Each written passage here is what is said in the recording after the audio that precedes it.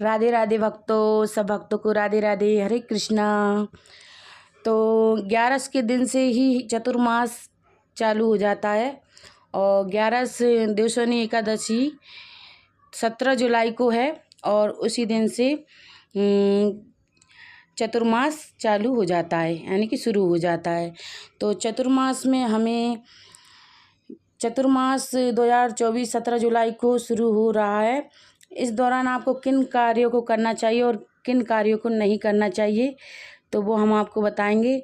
और चतुर्मास की शुरुआत देवशनी एकादशी के दिन से ही शुरू होती है और मानता है कि इस अनुसार इस दिन भगवान विष्णु 4 महीने के लिए योग निद्रा में चले जाते हैं और सारा भार बाबा भोलेनाथ के ऊपर रहता है और 4 महीने तक बाबा भोलेनाथ भार को संभालते हैं।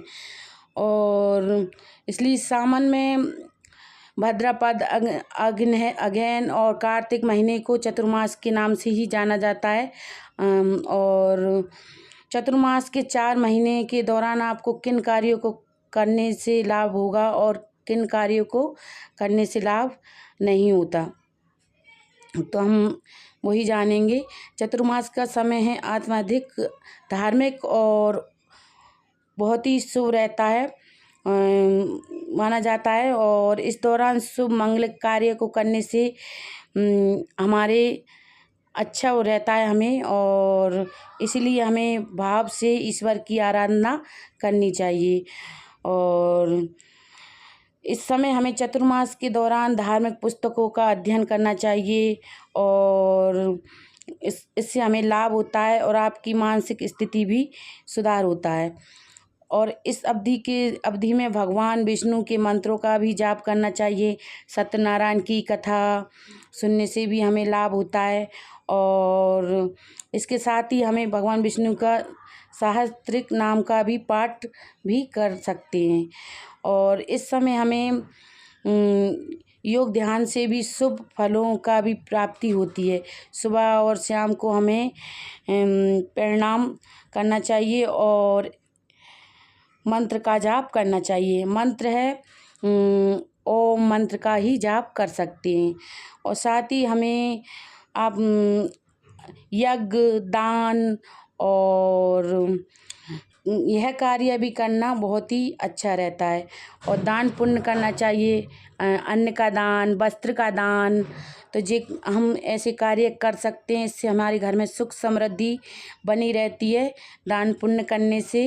और चतुर्मास में आपको पितरों का तर्पण भी करना चाहिए, पितरों का तर्पण कर सकते हैं और ऐसा करने से पितर हमारे प्रसन्न रहते हैं और उनकी कृपा हम पर बनी रहती है। और सात्विक भोजन करना चाहिए हमें और ब्रह्मचारी का पालन करना चाहिए और सात्विक भोजन जरूर से करना चाहिए। और चतुर्मास में हमें मंगलिक कार्य को नहीं करना चाहिए और इस अवधि में तामसिक भोजन जितना कम हो करें हम उतना ही अच्छा रहता है, हमें फ़ायदेमंद रहता है।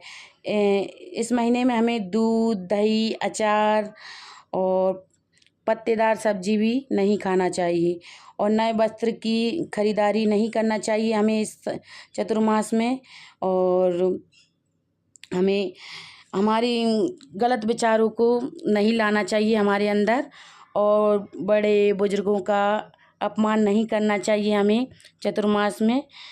और चतुर्मास में हमें यात्रा से भी बचाव करना चाहिए। तो यही है चतुर्मास में, इस प्रकार से हम ध्यान रखें। कुछ बातें हैं तो इन बातों पर ध्यान रखना चाहिए हमें।